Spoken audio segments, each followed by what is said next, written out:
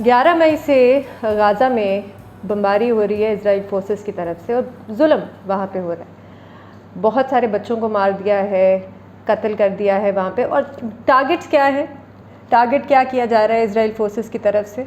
कोई दहशतगर्द को नहीं टारगेट किया जा रहा। अभी तक जो टारगेट किया गया है वो है गाज़ा में जो हेल्थ मिनिस्ट्री की बिल्डिंग है उसको, लेबर मिनिस्ट्री की बिल्डिंग है, मीडिया के जो दफ्तर हैं उनकी पूरी बिल्डिंग उन्होंने गिरा दी। उसके बाद कोई 200-300 घर हैं जो उन्होंने जला के उड़ा दिए, बॉम्ब कर दिए वहाँ पे। तो अच्छा, ये ना एक एमनेस्टी इंटरनेशनल की एक रिपोर्ट आई थी 2014 में। उन्होंने कहा था कि ये इज़राइल की एक मिलिट्री टैक्टिक है। वो करते ये हैं कि वो कहते हैं अच्छा यहाँ पे हमारा एक मिलिट्री टारगेट है, अब वो मिलिट्री टारगेट है या नहीं किसी को नहीं पता, लेकिन वो जाके पूरा का पूरा नेबरहुड, पूरा इलाका जो है वो बॉम्ब कर देते हैं और वार्निंग भी नहीं देते।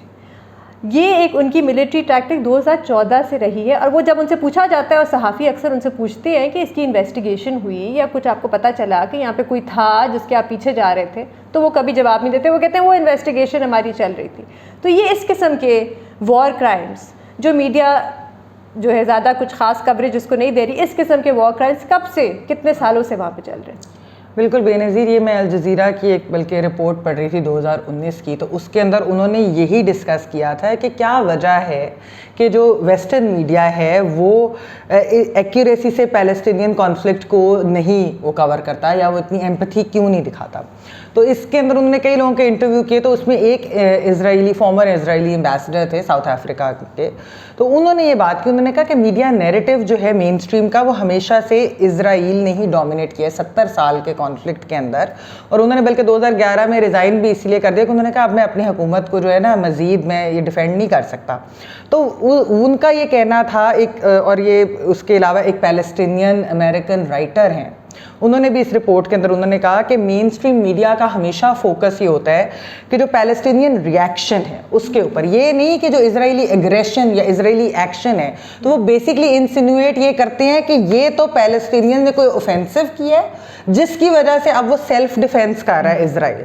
और ये बात एक फ्रीलांसर थे गार्डियन के, उन्होंने भी ये बात की कि पहले जब हम लिखते थे, रिपोर्ट करते थे, तो जब एक बार वो इस तरह की चीज़ हो रही थी तो उन्होंने कहा कि मुझे कहा गया कि पेपर जो है वो ज़्यादा कीन नहीं है कि हम गाज़ा कॉन्फ्लिक्ट या पैलेस्टीनियन कॉन्फ्लिक्ट ज़्यादा हम कवर करें, और भले उन्हें कहा गया कि आप बिल्कुल रहने ही दें, इसके ऊपर आए ही ना। तो हमने अभी भी ये देखा है कि वेस्टर्न मीडिया के ऊपर, जो कि वैसे हमने देखा कि अगर कोविड का इशू हो, कश्मीर का जो इशू था उसके ऊपर उन्होंने न्यूयॉर्क टाइम्स की क्या रिपोर्ट्स थी, बाकी वाशिंगटन पोस्ट हो गया, बाकी इस तरह के जो यूएस खास तौर पे जो मीडिया आउटलेट्स हैं उनकी किस तरह की थी। लेकिन जब इजराइल पैलेस्टाइन की बात होती है तो उसके ऊपर जो है वो ये कहते हैं कि जी इजराइलीज किल्ड तो पैलेस्टीनियंस डाइड, तो इस तरह की चीज़, मतलब बेसिकली वो ये दिखाते हैं कि जैसे पैलेस्टीनियंस तो वैसे ही। लेकिन मैम आप बात कर रही है वेस्टर्न मीडिया की, और बिल्कुल ठीक है, लेकिन बहुत से मुस्लिम ममालिक में भी मीडिया नहीं दिखा रही, जैसे कि बहरीन में, जैसे कि यूएई में, इस पे बड़ी रिपोर्ट्स आई हैं मीडिया में कि वहाँ पे कवरेज कुछ खास दी ही नहीं जा रही इस चीज़ को। तो उसकी क्या वजह है? उसकी तो देखिए वही वजह ना, जो अच्छे ताल्लुकात बनाने की कोशिश की जा रही है। बट हमने वैसे कब अरब ममालिक ने कोई खास पिछले 20 सालों में दिखाया फ़लस्तीन इशू के लिए? कुछ भी नहीं उन्होंने दिखाया। जेरूसलम जब कैपिटल बना दिया इजराइल, उन्होंने बस कर लिया हुआ कि हमारी अब इजराइल के साथ दोस्ती के अंदर हमारी वो है, हमारा फ़ायदा है। तो इस वक्त फ़ायदा देखा जा रहा है, फ़ायदे में गरीब फ़लस्तीनी कहीं काउंट नहीं होते। और ये जो मीडिया के फेलियर के साथ जो बड़ी चीज़ अब सामने आई है ना कि मीडिया इरेलेवेंट हो जाएगा, इवेंचुअली पूरी दुनिया में इरेलेवेंट हो जाएगा। ये खाली पाकिस्तान या यूएई या इस तरह नहीं, पूरी दुनिया में, क्योंकि अब सोशल मीडिया इतनी पावरफुल फोर्स बन गई है। और ये पहली दफ़ा हुआ है कि ट्विटर पे, और ख़ास तौर पे ट्विटर पे, क्योंकि इंस्टाग्राम और फेसबुक ने तो सेंसर करने की कोशिश की, लेकिन ट्विटर पे इस कदर इमेजेस, फुटेज, इंटरव्यूज़, वो सब चीज़ें आ रही हैं। तो दुनिया का जो ओपिनियन है वो जेन्युइनली चेंज हो गया है। जो वेस्टर्न वर्ल्ड का ओपिनियन था कि वो इजराइल के साथ होते थे, उनको पता ही नहीं, वो कहते थे सारे हमास हैं, ये सारे दहशतगर्द हैं, वो चेंज होता हुआ नजर आ रहा है। आप अब ट्विटर पे प्रो इजराइल एक पोस्ट लगा के दिखा दें, आपको बाकी दुनिया के यहूदी आके बातें सुनाते हैं, आपको यहूदी आ जाते हैं कहने के लिए कि आप गलत हैं, आप इजराइल वाले गलत हो, आप गलत कर रहे हो, ये जंग नहीं है, ये कोई सेल्फ डिफेंस नहीं है, ये कत्ले आम है, ये बच्चों के साथ आप जेनोसाइड कर रहे हो, जेनोसाइड है। تو یہ اب میڈیا تو ایک ریلیونٹ فورس بن گیا اس پوری ڈسکشن میں. آئی تھنک سو پرسنلی جو اب ایک بات رہ گئی ہے وہ یہ رہ گئی کہ جی ویسٹرن ممالک کچھ بھی نہیں کر رہے. اچھا صرف ویسٹرن ممالک نہیں, ہم سنتے ہیں پاکستان میں کہ جو پیلسٹائن ہے یہ ایک مسلم دنیا کا, مسلم ممالک کا کاز ہے اور ہم سب کو کھڑا ہو کے کچھ کرنا چاہیے. لیکن اگر آپ بین الاقوامی سطح پہ جو خاص طور پہ اقوام متحدہ کے ادارے ہیں ان میں دیکھیں تو یہ کہیں سے بھی مسلم ممالک کا کاز نہیں ہے, بلکہ بہت سے ایسے ممالک جن کو آپ ڈیولپنگ ورلڈ کہہ دیں یا جو پہلے کالونائز رہ چکے ہیں, وہ سب ان سب فورمز پہ پیلسٹائن کے لیے آواز اٹھاتے ہیں.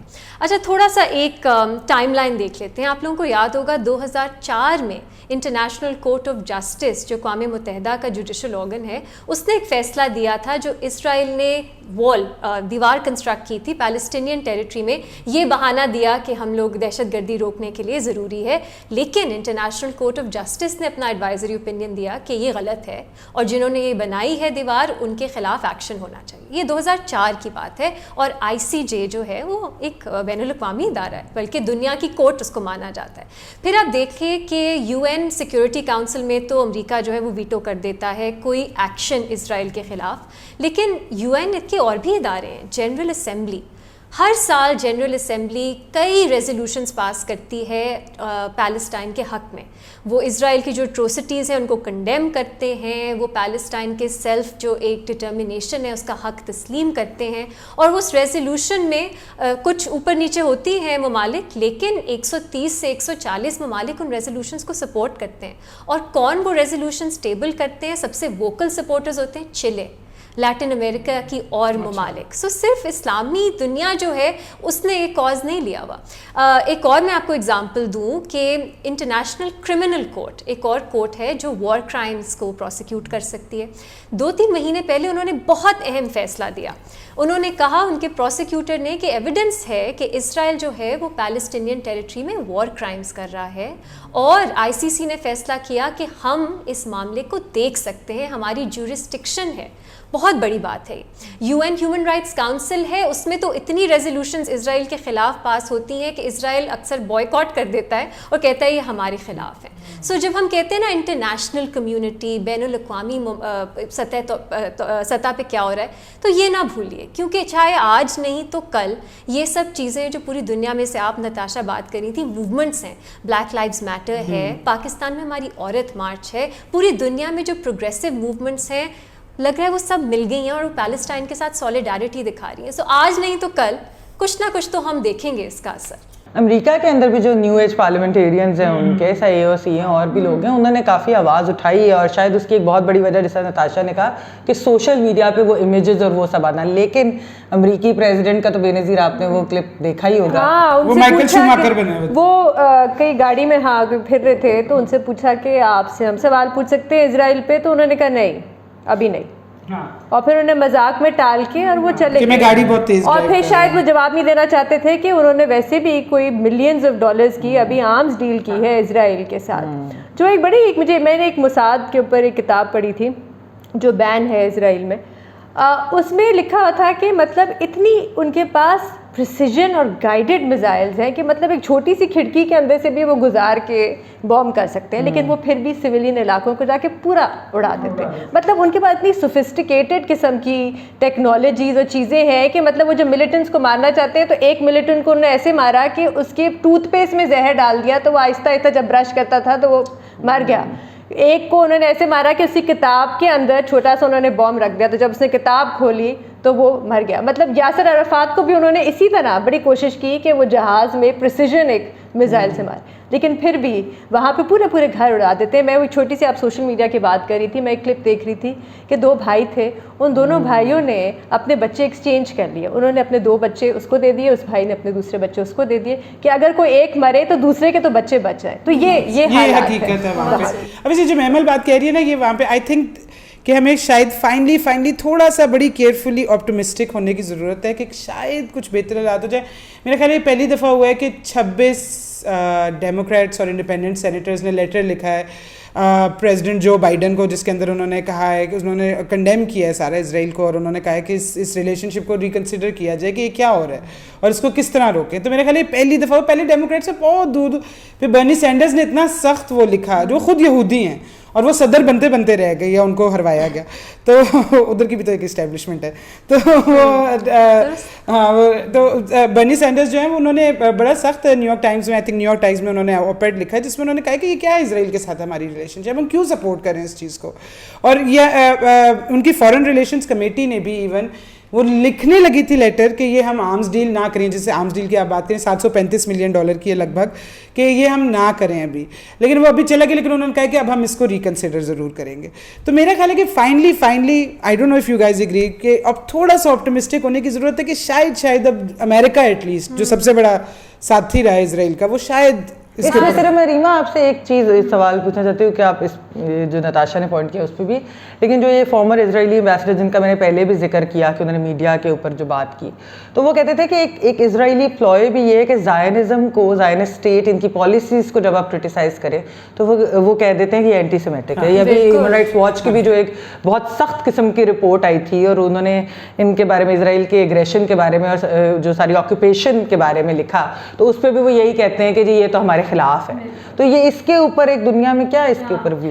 ये पैलेस्टीनियन कॉज जो है और वहाँ की मूवमेंट्स जो हैं दुनिया में, बाकी प्रोग्रेसिव मूवमेंट्स, उन्होंने कई दहाइयों से वो इस एसोसिएशन को तोड़ना चाह रहे हैं कि अगर आप इसराइल की रियासत की बर्बरियत के ख़िलाफ़ हो, इसका मतलब ये नहीं है कि आप जूज़ के ख़िलाफ़ हो। एंटी सेमिटिज़म जो जूज़ के ख़िलाफ़ नफ़रत है उसमें और इसराइल की रियासत की बर्बरियत में फ़र्क है। लेकिन अनफॉर्चुनेटली पाकिस्तान में हम देखते हैं मीडिया के बहुत पावरफुल लोग कह रहे हैं हिटलर वापस आ जाए। मीडिया के क्या, गवर्नमेंट के कुछ लोग हैं जो जुड़े हैं, जो इस तरह की बातें कर रहे हैं।